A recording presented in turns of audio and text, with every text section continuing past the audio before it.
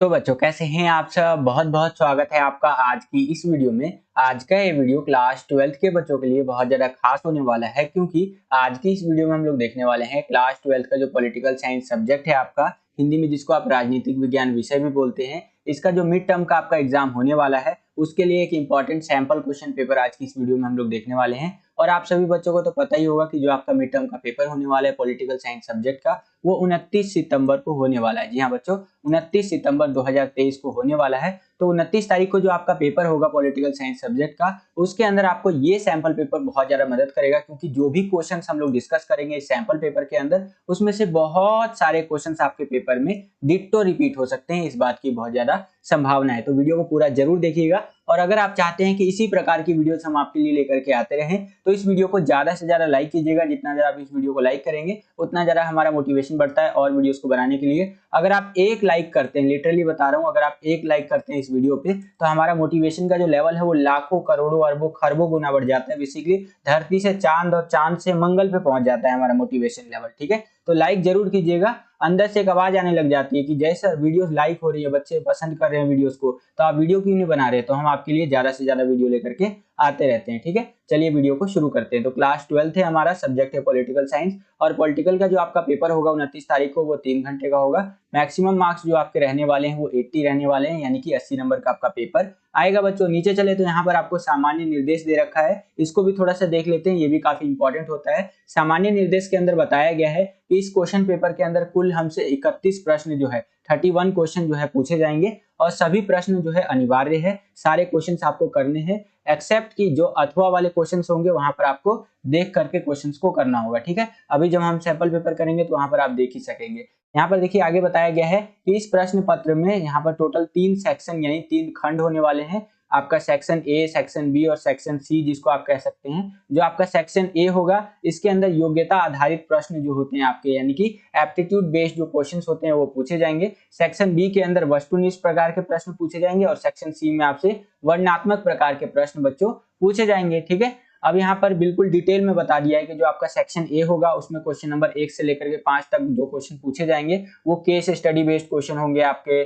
स्रोत आधारित होंगे, कार्टून आधारित प्रश्न होंगे। ठीक है, इस टाइप के क्वेश्चन जो होंगे वो सेक्शन ए में हमसे पूछे जाएंगे। जो आपका सेक्शन बी रहेगा यहाँ पर बच्चों, वहां पर हमसे क्वेश्चन नंबर 6 से लेकर के 21 तक क्वेश्चन पूछे जाएंगे, जो कि आपका वस्तुनिष्ठ प्रकार का होने वाला है। ठीक है, एमसीक्यू वाले क्वेश्चन भी आ जाएंगे इसके अंदर, और शॉर्ट क्वेश्चन जो होते हैं उस तरह के क्वेश्चन भी आ जाएंगे। तो इन सब क्वेश्चंस को मिला करके जो है सो कि हमसे यहाँ पर सेक्शन बी में पूछा जाएगा, और ये सारे क्वेश्चन जो है सेक्शन बी में एक एक नंबर के रहने वाले हैं। ठीक है, तो इस तरह से हमें यहाँ पर आंसर देना होगा जो वहाँ पर बताया गया होगा। क्वेश्चन को करने के लिए जो होता है ना हमारे यहाँ पर कि हाँ इस तरह से आपको क्वेश्चंस को अटेंड करना है, तो वो ध्यान से पढ़ के तभी हमें उत्तर देना है। ठीक है, इसके नीचे चले तो जो हमारा लास्ट वाला सेक्शन रहेगा, यानी कि सेक्शन नंबर सी, इसके अंदर हमसे वर्णनात्मक प्रकार के जो प्रश्न होते हैं वो पूछे जाएंगे, यानी कि 2 नंबर वाले, 4 नंबर वाले और 6 नंबर वाले जो क्वेश्चन होते हैं वो इस सेक्शन के अंदर हमसे पूछे जाएंगे। जो 2 नंबर के क्वेश्चन होंगे उनका आंसर हमें 40 शब्दों में देना है। जो 4 नंबर के क्वेश्चन होंगे इनका आंसर हमें 100 शब्दों में देना है, और जो 6 नंबर के क्वेश्चन होंगे यानी 6 मार्क्स के क्वेश्चन होंगे, इनका आंसर हमें 150 शब्दों में देना है, इससे ज्यादा नहीं होना चाहिए। और इसी सेक्शन के अंदर हमसे मानचित्र से संबंधित जो क्वेश्चंस होते हैं वो भी पूछे जाएंगे, यानी मैप वाले क्वेश्चन भी हमसे यहाँ पर पूछे जाएंगे। ठीक है, आई होप कि आपको समझ में आया होगा। सेम यही चीज आपका इंग्लिश में जनरल इंस्ट्रक्शंस करके आता है। अगर आप इंग्लिश मीडियम में सेपरेटली रीड करना चाहते हैं तो रीड कर सकते हैं। एक बात और ऐड करना चाहूंगा यहाँ पर मैं, ये वीडियो जो है, ये सैंपल पेपर जो है हिंदी मीडियम के बच्चों के लिए तो होने ही वाला है, साथ ही साथ जो इंग्लिश मीडियम के बच्चे हैं वो भी इस वीडियो को, इस सैंपल पेपर को पूरा जरूर देखिएगा, क्योंकि हिंदी में मैं सारे क्वेश्चन आंसर सच है आपको समझा दूंगा, और इंग्लिश में जो उसका ट्रांसलेशन रहेगा वो मैं आपको दिखा दूंगा, ताकि हिंदी और इंग्लिश दोनों ही मीडियम के बच्चे जो है इस वीडियो का लाभ ले सके, बेनिफिट उठा सके। तो यहाँ पर आप देख सकते हैं इंग्लिश मीडियम में आपका ये जनरल इंस्ट्रक्शंस करके आता है। ठीक है, तो ये कुछ बातें रही जो आपका पेपर होने वाला है 29 सितंबर 2023 को पॉलिटिकल साइंस सब्जेक्ट का, उससे संबंधित आपको ये बातें पता होनी चाहिए। चलिए हम अपने वीडियो को शुरू करते हैं और देखते हैं कि किस प्रकार के क्वेश्चन हमसे पूछे गए हैं और कैसे हम उनका आंसर दे सकते हैं। तो चलिए वीडियो को शुरू करते हैं बच्चों। तो हम लोग आ गए हैं सेक्शन ए के अंदर, जिसको हिंदी में आप खंड क या खंड ए भी बोलते हैं। इसके अंदर हमसे योग्यता आधारित जो प्रश्न होते हैं, बोले तो एप्टीट्यूड बेस्ड जो क्वेश्चन होते हैं वो पूछे जाएंगे और उनका आंसर हमें देना है। तो चलिए देखते हैं यहाँ पर एक एक करके। देखिए पहला और दूसरा क्वेश्चन जो आपका होने वाला है वो केस स्टडी बेस्ड क्वेश्चंस होने वाले हैं। ठीक है, बेसिकली आपको एक केस स्टडी दे देगा, उसको रीड करना है और उसके बेसिस पे जो क्वेश्चंस आपसे पूछे जाएंगे उनका आंसर आपको देना होगा। तो चलिए देखते हैं यहाँ पर पहले क्वेश्चन को। तो ये देख सकते हैं पहला क्वेश्चन जो है आपका वो कुछ इस तरह से दिया गया है। यहाँ पर आपको नीति आयोग और योजना आयोग के बारे में बताया गया है कि भैया जो आपका पहले योजना आयोग था उसको 1 जनवरी 2015 को बदल करके इसके स्थान पर जो है नीति आयोग का गठन कर दिया गया। और भारत के प्रधानमंत्री जो होते हैं वो नीति आयोग के पदेन अध्यक्ष होते हैं और वहीं नीति आयोग के जो उपाध्यक्ष की नियुक्ति करते हैं। साथ ही साथ नीति आयोग के पहले जो है कि उपाध्यक्ष अरविंद पनगड़िया जी थे। ठीक है, तो इस तरह से आपको यहाँ पर बताया गया है। अब इसके बेसिस पे देखिए पहला क्वेश्चन क्या पूछ रहा है हमसे कि योजना आयोग की स्थापना कब हुई थी। तो योजना आयोग की जो स्थापना हुई थी वो 1950 के बीच में हुई थी। ठीक है, जहां तक मेरा मानना है 1950 ही था आई थिंक। ठीक है, 1950 में आपका योजना आयोग का स्थापना हो गया था और 1 जनवरी 2015 को इसको चेंज करके या यूं कह लीजिए इसको बदल करके नीति आयोग कर दिया गया। ठीक है, और इससे रिलेटेड क्वेश्चन आपका आ सकता है पेपर में, ध्यान रखिएगा। आगे चलते हैं 1.2 में। देखिए क्या क्वेश्चन हमसे पूछा गया है कि नीति आयोग का गठन कब किया गया। तो नीति आयोग का गठन किया गया भैया हमारे यहाँ पर 2015 में, है ना। अगर यहाँ पर आपका डेट भी दिया रहता तो 1 जनवरी 2015 हो जाता।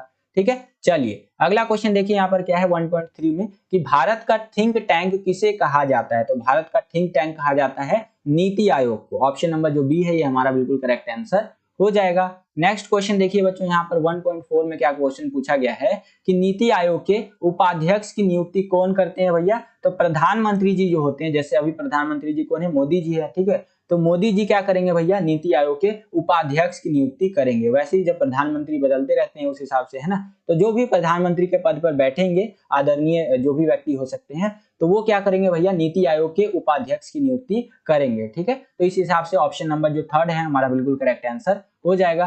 सेम यही केस स्टडी इंग्लिश मीडियम में आपका कुछ इस तरह से रहेगा। यहाँ पर आप देख सकते हैं चीज वही है, बस मीडियम यहाँ पर चेंज हो जाता है, इंग्लिश मीडियम में हो जाता है। ठीक है, ये देख सकते हैं इस तरह से। और यहाँ पर जो क्वेश्चंस अभी हमने हिंदी में डिस्कस किए वही क्वेश्चंस यहाँ पर इंग्लिश में दे रखे हैं। आंसर्स भी आप यहाँ पर देख सकते हैं। ओके, मैं स्क्रॉल कर देता हूँ, वीडियो को पॉज करके आप पूरा का पूरा रीड भी कर सकते हैं बच्चों।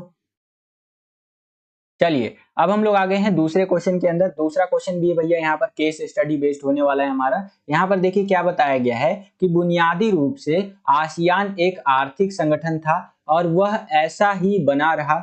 आसियान जो है वो क्षेत्र की कुल अर्थव्यवस्था अमेरिका, यूरोपीय संघ और जापान की तुलना में काफी छोटी है, पर इसका विकास इन सबसे मामले में कह लीजिए तो बहुत तेजी से हो रहा है। आसियान का अगर आप डेवलपमेंट देखेंगे ना तो बहुत तेजी से आसियान आगे बढ़ रहा है। हालांकि जो उनका अर्थव्यवस्था है वो इन सब से कम है, अमेरिका, यूरोपीय संघ वगैरह से अगर आप कंपेयर करेंगे तो कम है, लेकिन जो डेवलपमेंट है वो बहुत तेजी से हो रहा है। ठीक है, तो ये जो केस स्टडी है आपका पूरा का पूरा आसियान के ऊपर दिया गया है। वीडियो को पॉज करके आप पूरा का पूरा रीड कर सकते हैं। इसके बेसिस पे जो हमसे क्वेश्चन पूछे जा रहे हैं उनको हल करने का हम लोग प्रयास करते हैं। तो यहाँ पर देखिए क्या क्वेश्चन पूछा गया है कि आसियान की स्थापना किस वर्ष की गई। तो आसियान की जो स्थापना की गई थी वो 1967 यानी कि 1967 में की गई थी। ठीक है, तो इस हिसाब से ये जो बी वाला ऑप्शन है ये बिल्कुल करेक्ट आंसर हो जाएगा। ये थोड़ा सा ऊपर नीचे हो गया है, ये ऑप्शन आपका ऊपर होना चाहिए, मिसटाइप हो गया है। ठीक है, तो 1967 में हमारा आसियान की स्थापना हुई थी और आसियान क्षेत्रीय मंच की स्थापना कब हुई थी बच्चों, 1994 के अंदर। ये याद रखिएगा, भूलिएगा मत बच्चों। अगला क्वेश्चन देखिए बच्चों, यहाँ पर क्या पूछ रहा है हमसे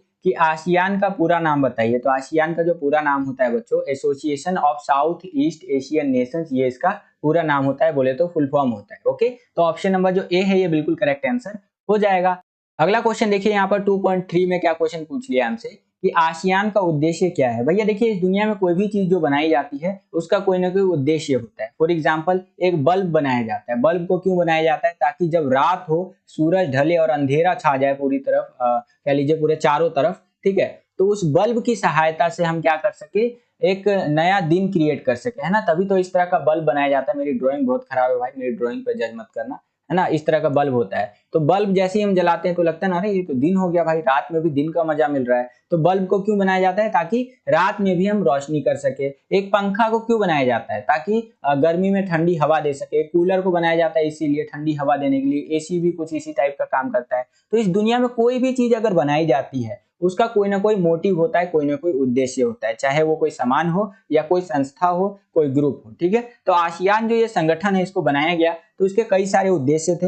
यहाँ पर आपका जो एक उद्देश्य आप लिख सकते हैं वो ये था कि एक साझा बाजार जो है इसको उत्पन्न करना। कहने का मतलब यह है कि इसके जो भी मेंबर कंट्रीज है उसके बीच में एक शेयरिंग वाला मार्केट क्रिएट करना है ना, एक ये मोटिव था आसियान को बनाने का। दूसरा आप लिख सकते हैं आसियान राज्यों के भीतर सामाजिक और आर्थिक विकास में मदद करना, यानी आसियान के जो भी देश है उन सब का सामाजिक विकास हो सके बहुत तेजी से और आर्थिक विकास हो सके बहुत तेजी से, इसीलिए आसियान जो ये संगठन है इसकी स्थापना की गई थी। ठीक है, तो आई होप कि आपको समझ में आया होगा। तो ऑप्शन नंबर जो सी है, ए और बी दोनों, ये बिल्कुल करेक्ट आंसर हमारा हो जाएगा बच्चों। 2.4 में यहाँ पर देखिए बच्चों क्या क्वेश्चन हमसे पूछा है कि कौन से ऐसे देश है जो आसियान के साथ मुक्त व्यापार क्षेत्र पर बातचीत करने के लिए पहले से ही तेजी से आगे बढ़ चुके हैं। ठीक है, तो सबसे पहले तो ये समझिए कि मुक्त व्यापार क्षेत्र होता क्या है। ठीक है, इसको थोड़ा सा ध्यान से समझिए। तो यहाँ पर देखिए बच्चों, पूरी दुनिया में जो व्यापार का कॉन्सेप्ट चलता है, बोले जो ट्रेडिंग का जो कॉन्सेप्ट चलता है भैया, वो ऐसा होता है कि भैया टैक्स लगेगा ही लगेगा अगर आप एक देश से दूसरे देश में सामान भेज रहे हैं तो। फॉर एग्जाम्पल मान लीजिए कि अमेरिका में कोई सामान बना, एप्पल का फोन बन गया मान लेते हैं। ठीक है, एप्पल का फोन बना और वही सामान बन करके डायरेक्टली इंडिया में आ रहा है तो उसके ऊपर लगेगा भैया इंपोर्ट टैक्स। ठीक है, अब मान लीजिए कि अमेरिका में कोई सामान बना यहाँ पर 100 रुपए का और वही सामान इंडिया में आ जाता है, उस पर लगा दिया जाएगा भैया 50% टैक्स। ठीक है, तो वो सामान कितने का हो गया भैया, 150 रुपए का हो गया, है ना। और सेम सामान इंडिया के अंदर क्या होगा भैया, मान लीजिए कि अगर 70 रुपए का मिल रहा है, 100 रुपए का भी मान लीजिए मिल रहा है, तो जनता जो है वो खरीदना पसंद करेगी क्योंकि भैया वो सस्ता है और अमेरिका से सामान आया है वो 150 का मिल रहा है। ठीक है, तो ये होता है भैया यहाँ पर थोड़ा सा व्यापार का कॉन्सेप्ट। अब इसी कॉन्सेप्ट को ध्यान में रखते हुए क्या हो रहा है कि मान लीजिए जो आसियान के दो देश है ये बहुत तेजी से आगे बढ़ रहे हैं, तो यहाँ पर चीन है और आपका अमेरिका है। ये फ्री ट्रेड एरिया जो होता है आपका, मुक्त व्यापार जो होता है, उसके बातचीत करने के लिए आसियान के देशों के पास तुरंत चलेगा कि भैया हमसे यहाँ पर इस तरह से फ्री ट्रेड एग्रीमेंट कर लीजिए। अब इसमें क्या होता है ना कि मान लीजिए अमेरिका कोई सामान बना करके यहाँ पर आसियान के देशों में बेचेगा। फॉर एग्जाम्पल मान लीजिए आईफोन बना लेता है, ठीक है, आईफोन बना करके और यहाँ पर आसियान के देशों में बेचना यहाँ पर चाहता है अमेरिका। ठीक है, तो जब आईफोन अपना बेचेगा अमेरिका और यहाँ पर फ्री ट्रेड एग्रीमेंट पे साइन हो रखा होगा, तो जो टैक्स लगता है ना भैया, टैक्स में काफी या तो छूट मिलेगा या टैक्स लगाया ही नहीं जाएगा। तो क्या होगा, मान लीजिए अमेरिका में आईफोन बन रहा है आपका 60,000 रुपए का, 60K का बन रहा है, और वही आईफोन डायरेक्ट ले जाकर के यहाँ पर बेच दिया जाएगा आसियान के देशों में और वहां पे 60,000 का मिलने लग जाएगा, तो वहां की जनता आसानी से खरीदेगी। और वही अगर यहाँ पर फ्री ट्रेड एग्रीमेंट नहीं हुआ होता है यहाँ पर और 60,000 का आईफोन यहाँ बन रहा होता, इधर जाकर के इसके ऊपर 40,000 टैक्स लग जाता, तो 1 लाख का यहाँ पर आईफोन बिक रहा होता। 1 लाख का आईफोन कोई खरीदने को तैयार नहीं, बोले यार इतना महंगा है, और वही बिना टैक्स के अगर 60,000 का बिक रहा है तो तुरंत खरीद लेंगे। तो समझ में आ रहा है ना आपको। तो देखिए इसीलिए पूरी दुनिया में ज्यादातर देश कोशिश करते हैं कि एक दूसरे के बीच में फ्री ट्रेड एग्रीमेंट कर ले इस तरह से, है ना। तो जैसे ही आसियान को देखा गया कि अरे भैया बहुत तेजी से आगे बढ़ रहा है, तो इधर से चीन आ गया, इधर से अमेरिका आ गया, वो बोला अरे भैया हमारे साथ कर लीजिए फ्री ट्रेड एग्रीमेंट, हम देखिए हम आपको ऐसे फायदा दिलवाएंगे, ऐसे फायदा दिलवा देंगे। ठीक है, तो यहाँ पर ये जो दो देश थे ये बहुत तेजी से नेगोशिएट करने के लिए आ गए आसियान सदस्यों के पास। ठीक है, तो इस तरह से आप समझ सकते हैं। आई होप कि आपको समझ में आ गया होगा कि फ्री ट्रेड होता है। यहाँ पर आप देख सकते हैं वही वाला क्वेश्चन है हमारा और करेक्ट आंसर हो जाएगा ऑप्शन नंबर ए, संयुक्त राज्य अमेरिका और चीन, ये हमारा बिल्कुल करेक्ट आंसर हो जाएगा। यानी कि देखिए भैया जो आपका मुक्त व्यापार होता है इसके अंदर क्या होता है, या तो बहुत कम टैक्स लगा करके दो देशों के बीच में व्यापार किया जाता है, या टैक्स लगाया ही नहीं जाता है एक दूसरे के बीच में जब व्यापार किया जाता है देशों के बीच में तब। ठीक है, तो ये होता है हमारा मुक्त व्यापार। ओके, तो इस हिसाब से ऑप्शन नंबर जो ए है ये बिल्कुल करेक्ट आंसर हो जाएगा। अगर आपको वीडियो पसंद आ रहा है बच्चों और इसी प्रकार का सैंपल पेपर वाला, इंपॉर्टेंट क्वेश्चन वाला, मैप वाला, कार्टून वाला वीडियो आप देखना चाहते हैं तो इस वीडियो को ज्यादा से ज्यादा लाइक कीजिए। जितना ज्यादा आप लाइक करते हैं उतना ज्यादा हमारा मोटिवेशन बढ़ता है और वीडियोस को बनाने के लिए। ठीक है, चलिए आगे चलते हैं। सेम यही आपका जो केस बेस्ड क्वेश्चन है भैया इस तरह से दिया हुआ है, यहाँ पर आप देख सकते हैं। ये केस स्टडी को आप पढ़ सकते हैं इस तरह से, और इसके बेसिस पे जो क्वेश्चन पूछे जाएंगे वो भी मैं आपको दिखा देता हूँ। तो इस तरह से इंग्लिश मीडियम में आपका क्वेश्चन है, यहाँ पर आप देख सकते हैं। वीडियो को पॉज करके पूरा का पूरा रीड भी कर सकते हैं बच्चों। अब यहाँ पर देखिए बच्चों जो आपका तीसरा क्वेश्चन रहेगा और चौथा क्वेश्चन रहेगा ये स्रोत आधारित रहने वाला है। बेसिकली आपको स्रोत दे देगा, उसको पढ़ना होगा आपको और उसके बेसिस पे जो क्वेश्चन आपसे पूछे जाएंगे उनका आंसर आपको देना होगा। तो चलिए देखते हैं यहाँ पर एक एक करके। ये तीसरा क्वेश्चन यहाँ पर आप देख सकते हैं। यहाँ पर जो स्रोत दिया गया है उसके अंदर बताया गया है कि पाकिस्तान में लोकतांत्रिक शासन चले इसके लिए कोई खास अंतर्राष्ट्रीय समर्थन नहीं देखने को मिलता है। इस वजह से भी सेना को अपना प्रभुत्व कायम करने में बहुत ज्यादा बढ़ोतरी मिलती है या बढ़ावा मिलता है। ठीक है, तो देखिए पाकिस्तान के अंदर डेमोक्रेसी स्टैब्लिश रहे या फिर कायम रहे, इसके लिए बाहर से कोई सपोर्ट नहीं मिलता है। ठीक है, क्योंकि भैया देखो फायदा है, बाहर के देशों को फायदा है। अमेरिका अगर पाकिस्तान में लोकतंत्र स्थापित करवा भी देता है तो उसका गोला बारूद बम हथियार ये सब कौन खरीदेगा भाई। ठीक है, आर्मी अगर रूल करेगा पाकिस्तान में तो वो तो तुरंत खरीद लेगा, अमेरिका से बोलेगा आप अपना नया हथियार दे दो, नया फाइटर जेट दे दो, उसके लिए हम अपना ये गिरवी रख देंगे, वो गिरवी रख देंगे, है ना। तो इससे अमेरिका को फायदा है, ना केवल अमेरिका को, जो पश्चिमी देश है सबको फायदा होता है। ठीक है, और बाकी यहाँ पर बात करें तो आतंकवाद के बारे में भी कुछ बातें बताई गई है, वीडियो को पॉज करके आप रीड कर सकते हैं। अब देखिए इसी के बेसिस पे, इस स्रोत के आधार पर देखिए पहला क्वेश्चन क्या पूछा गया है कि विश्वव्यापी इस्लामी आतंकवाद से क्या अभिप्राय है। तो इसका आंसर आप लिख सकते हैं कि विश्वव्यापी इस्लामी आतंकवाद को इस्लामी देशों द्वारा इस्लामी संगठनों वित्तीय सहायता देकर अपनाए गए खतरे के रूप में परिभाषित किया जाता है। जो विश्वव्यापी इस्लामी आतंकवाद होता है, इसका मतलब यह है कि जो इस्लामी देश है वो इस्लामी संगठन को भैया पैसा दे रहे थे, है ना, और ये क्या हो गया भैया, एक खतरे के रूप में उभर करके सामने आ गया। ठीक है, तो यही होता है आपका इस्लामी आतंकवाद। दूसरा क्वेश्चन देखिए बच्चों, यहाँ पर क्या पूछ रहा है हमसे कि पाकिस्तान को लोकतांत्रिक शासन के लिए उचित अंतर्राष्ट्रीय समर्थन क्यों नहीं मिला है। तो भैया देखिए पाकिस्तान की बात करें ना तो वहां पर लोकतांत्रिक शासन ना हो, इसके लिए अंतर्राष्ट्रीय लेवल से उसको सपोर्ट इसलिए नहीं मिला है क्योंकि विभिन्न इस्लामी राष्ट्रों द्वारा पाकिस्तान में लोकतांत्रिक शासन के लिए वास्तविक अंतर्राष्ट्रीय समर्थन की कमी से सेना को अपने प्रभुत्व को जारी करने के लिए प्रोत्साहित किया है। संयुक्त राज्य अमेरिका और अन्य पश्चिमी देशों ने अपने निजी कारणों से अतीत में सेना के सत्तावादी शासन को प्रोत्साहित किया। मैंने आपको बताया था ना, अमेरिका और जो आपके वेस्टर्न कंट्रीज है ना, वो अपना खुद का प्रॉफिट देखते हैं। वो बोलते हैं अरे पाकिस्तान में लोकतंत्र हटाओ यार, हमारा यहाँ सामान बिक रहा है, गोला बारूद बिक रहा है, और यहाँ पर हम जाकर के पाकिस्तान में डेमोक्रेसी ले आएंगे, उनका जनता को फायदा करवा देंगे, ऐसा वैसा कुछ नहीं करवाएंगे। पाकिस्तान में एकदम सैनिक शासन बना रहने दो। ठीक है, और सेना को बोलो नया नया हथियार खरीदना है तो आ जाओ अमेरिका के पास, आ जाओ इधर वेस्टर्न कंट्रीज के पास चले जाओ, है ना। तो ये तो खैर मैंने आपको ऐसी एग्जांपल के लिए बता दिया, बाकी आंसर यहाँ पर आप देख सकते हैं बच्चों। आई होप कि आपको समझ में आया होगा। यही स्रोत आपका इंग्लिश मीडियम में कुछ इस तरह से रहेगा, ये आप अपनी स्क्रीन पर देख सकते हैं, वीडियो को पॉज करके रीड भी कर सकते हैं बच्चों। अब इसके बेसिस पे जो क्वेश्चन पूछे गए थे वो यहाँ पर आप देख सकते हैं, आंसर कैसे लिखना है वो भी यहाँ पर आप देख सकते हैं। वीडियो अगर आपको पसंद आ रहा है तो वीडियो को लाइक भी करते चलिए बच्चों। ठीक है, चलिए अब हम लोग आ गए हैं चौथे क्वेश्चन के अंदर, जो कि हमारा स्रोत आधारित प्रश्न जो है रहने वाला है। और यहाँ पर आप देख सकते हैं दक्षिण एशिया को लेकर के ये स्रोत दिया गया है, वीडियो को पॉज करके आप रीड कर सकते हैं। इसके बेसिस पे देखिए पहला क्वेश्चन यहाँ पर क्या पूछा है कि प्रतिनिधि मूलक लोकतंत्र की लोकप्रियता का आकलन कीजिए। तो प्रतिनिधि मूलक लोकतंत्र होता है उसको जन समर्थन मिलता है, इसका कारण ये है क्योंकि भैया इस लोकतंत्र में ये देखा गया है कि अमीर गरीब विभिन्न धर्मों से संबंध रखने वाले नागरिक सभी को यहाँ पर जो है एक जैसा देखा जाता है और पॉजिटिव दृष्टि से यानी सकारात्मक दृष्टि से देखते हैं और प्रतिनिधि मूलक लोकतंत्र का समर्थन करते हैं। ठीक है, कहने का मतलब ये है कि जो 5 बड़े देश है हमारे, ठीक है, वहां से इसको बहुत ज्यादा सपोर्ट मिला है, जिस कारण से इसको बहुत ज्यादा जन समर्थन देखने को मिला है। बेसिकली लोकतंत्र की बात हो रही है यहाँ पर, डेमोक्रेसी की बात हो रही है। ठीक है, तो इस प्रकार से आंसर आप लिख सकते हैं।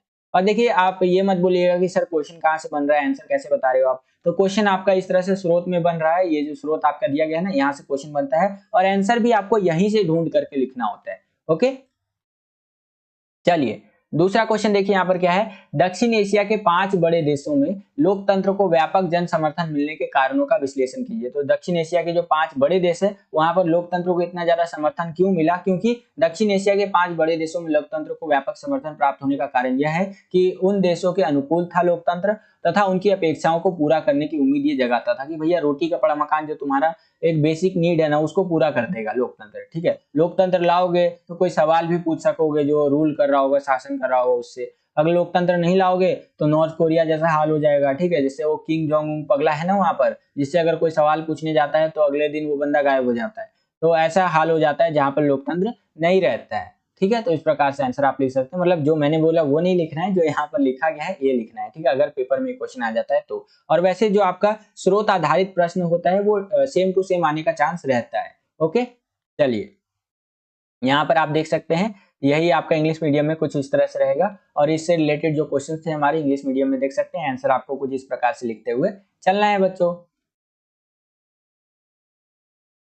आगे चलते हैं, अब हम लोग आ गए हैं 5वें क्वेश्चन के अंदर। यहाँ पर एक कार्टून दे दिया है बेसिकली आपको, और इस कार्टून को देखना है। इसके बेसिस पे जो आपसे क्वेश्चन पूछे जाएंगे उनका आंसर आपको देना है। जो हमने कार्टून वाला सीरीज चलाया था उसके अंदर ये वाला कार्टून हमने कवर किया था। वैसे मैं आपको बताना चाहूंगा कि अगर अभी तक आपने हमारी कार्टून वाली सीरीज की दोनों वीडियो नहीं देखी है, पार्ट 1 और पार्ट 2 करके, पार्ट 1 और पार्ट 2 करके, तो इन दोनों वीडियोस को जरूर देख लीजिएगा। जो भी आपका मिड टर्म का सिलेबस है उसमें से जो भी इंपॉर्टेंट कार्टून निकलता है जो आपके पेपर में आ सकता है, वो सारे कार्टून आपको मैंने इन 2 वीडियो में कवर करवा दिए हैं। इन दोनों वीडियो को आप चैनल पर जाकर के देख सकते हैं, ठीक है।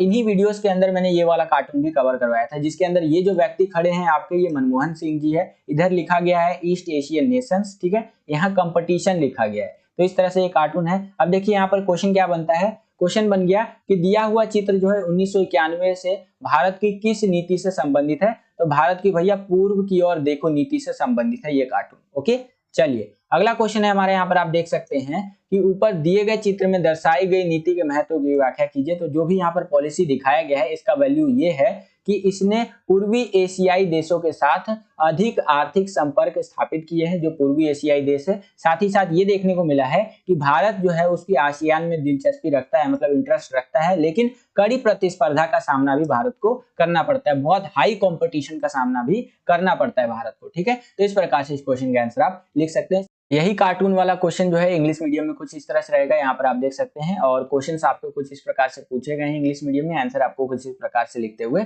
चलना है, ठीक है। क्वेश्चंस वही रहेंगे, आंसर भी वही रहेंगे, बस मीडियम यहाँ पर चेंज हो गया है। अब हम लोग आ गए हैं भैया सेक्शन नंबर बी के अंदर, जिसके अंदर हमसे वस्तुनिष्ठ प्रकार के जो प्रश्न होते हैं, बोल तो ऑब्जेक्टिव टाइप के जो क्वेश्चंस होते हैं वो पूछे जाएंगे, उनका आंसर हमें देना है। तो चलिए देखते हैं क्या करके क्वेश्चन को। यहाँ पर क्वेश्चन नंबर 6 से लेकर के 21 क्वेश्चन यानी 21वें क्वेश्चन तक हमसे यहाँ पर क्वेश्चन पूछे जाएंगे, ठीक है, सेक्शन बी के अंदर।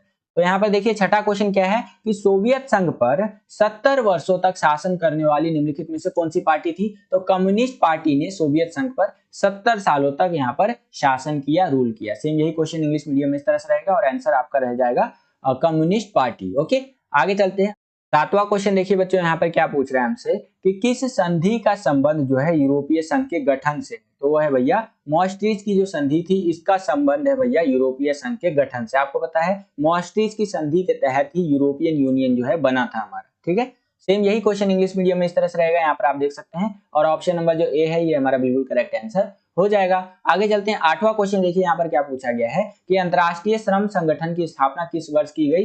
तो 1919 में, 1990 में आपका अंतरराष्ट्रीय श्रम संगठन बोले तो इंटरनेशनल लेबर ऑर्गेनाइजेशन जो है वो एस्टैब्लिश हुआ था, जो कि लेबर लोग जो होते हैं ना उनके लिए काम करता है कि भैया लेबर लोगों को उनका अच्छा खासा वेतन मिलना चाहिए, टाइम पे वेतन मिलना चाहिए। उनसे अगर आप ओटी करवाते हैं, ओवर टाइम करवाते हैं, तो उनका एक्स्ट्रा पैसा मिलना चाहिए, ठीक है। जबरदस्ती आप जो है बंधुआ मजदूर नहीं बना सकते हो। और भी बहुत तरह का जो है सो कि काम जो है आपका इंटरनेशनल लेबर ऑर्गेनाइजेशन करता है। इसकी स्थापना हुई थी 1919 में, ठीक है। इसको ऐसे याद रख सकते हैं। जलियांवाला बाग हत्याकांड कब हुआ था? 1919 में हुआ था, मेरे को अभी भी याद है, 13 अप्रैल 1919 को हुआ था। तो आप जलियांवाला बाग हत्याकांड से याद रख सकते हैं कि अंतरराष्ट्रीय श्रम संगठन की स्थापना कब हुई थी? 1919 में, ठीक है। सेम यही क्वेश्चन इंग्लिश मीडियम में इस तरह से रहेगा और ऑप्शन नंबर जो सी है हमारा बिल्कुल करेक्ट आंसर हो जाएगा। आगे चलते हैं। 9वां क्वेश्चन देखिए यहाँ पर क्या पूछ रहा है कि एमनेस्टी इंटरनेशनल किससे संबंधित है। तो एमनेस्टी इंटरनेशनल मानव अधिकारों से संबंधित है, हमेशा याद रखिएगा। एक तो ह्यूमन राइट वॉच हो गया और एक हो गया एमनेस्टी इंटरनेशनल, ये दोनों जो है आपका मानव अधिकारों से संबंधित है बच्चों। सेम यही क्वेश्चन इंग्लिश मीडियम में इस तरह से रहेगा, यहाँ पर आप देख सकते हैं Amnesty International is related to human rights, option number A.